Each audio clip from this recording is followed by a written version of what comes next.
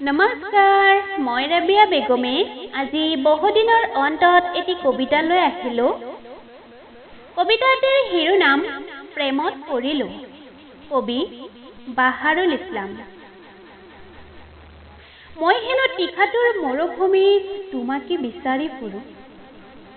কেকেটাইছৰ মাজতো পৰ্বতৰ সুকলা ডিঙিত কেতিয়াবা অজান ঠিকনাত।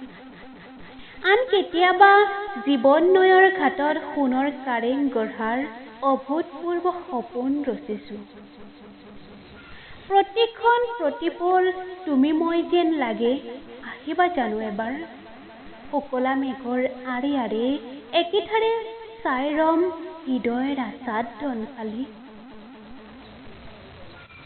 সীমাহীন মৰমৰ সাগৰত ডুবাই ৰাখিম, তৰংগৰ তালে তালে প্ৰেম নিবেদন কৰিম নৌকাহীন যাত্ৰী হৈ। নিৰৱধি সময়ৰ বুকুত তুমিয়ে হবা নেলগৰী।